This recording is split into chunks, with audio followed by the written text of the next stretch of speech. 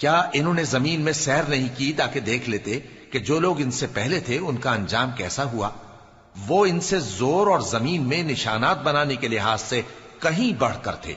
تو اللہ نے ان کو ان کے گناہوں کے سبب پکڑ لیا اور ان کو اللہ کے عذاب سے کوئی بھی بچانے والا نہ تھا۔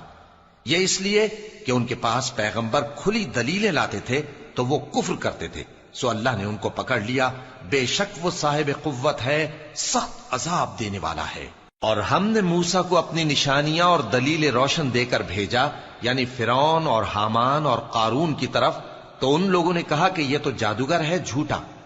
غرض جب وہ ان کے پاس ہماری طرف سے حق لے کر پہنچے تو وہ کہنے لگے کہ جو لوگ اس کے ساتھ اللہ پر ایمان لائے ہیں ان کے بیٹوں کو قتل کر دو اور بیٹیوں کو زندہ رہنے دو، اور کافروں کی تدبیریں بے ٹھکانے ہوتی ہیں۔ اور فرعون بولا کہ مجھے چھوڑو کہ موسیٰ کو قتل کر دوں اور وہ اپنے پروردگار کو بلا لے، مجھے ڈر ہے کہ وہ کہیں تمہارے دین کو نہ بدل دے یا ملک میں فساد نہ پیدا کر دے۔ اور موسیٰ نے کہا کہ میں ہر متکبر سے جو حساب کے دن یعنی قیامت پر ایمان نہیں لاتا اپنے اور تمہارے پروردگار کی پناہ لے چکا ہوں۔ اور فرعون کے لوگوں میں سے ایک مومن شخص جو اپنے ایمان کو پوشیدہ رکھتا تھا کہنے لگا، کیا تم ایسے شخص کو قتل کرنا چاہتے ہو جو کہتا ہے کہ میرا پروردگار اللہ ہے اور وہ تمہارے پاس تمہارے پروردگار کی طرف سے نشانیاں بھی لے کر آیا ہے؟ اور اگر وہ جھوٹا ہوگا تو اس کے جھوٹ کا ضرر اسی کو ہوگا، اور اگر سچا ہوگا تو کوئی سا عذاب جس کا وہ تم سے وعدہ کرتا ہے تم پر واقع ہو کر رہے گا۔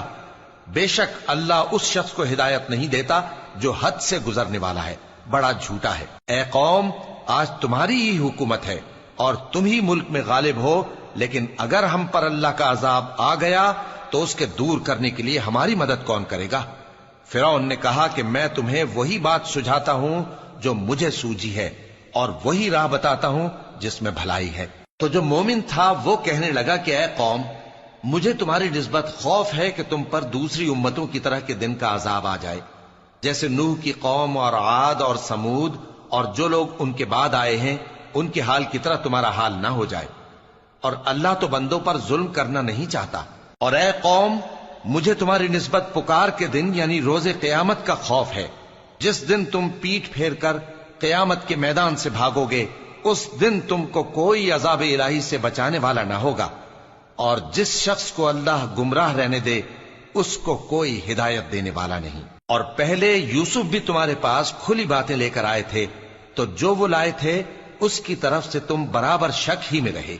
یہاں تک کہ جب وہ وفات پا گئے تو تم کہنے لگے کہ اللہ ان کے بعد کبھی کوئی پیغمبر نہیں بھیجے گا۔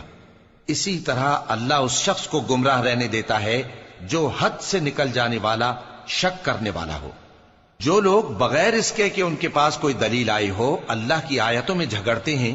اللہ کے نزدیک اور مومنوں کے نزدیک جھگڑا سخت ناپسند ہے۔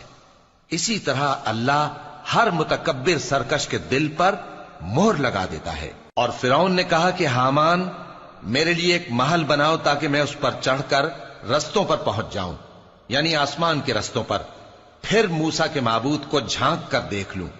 اور میں تو اسے جھوٹا سمجھتا ہوں۔ اور اسی طرح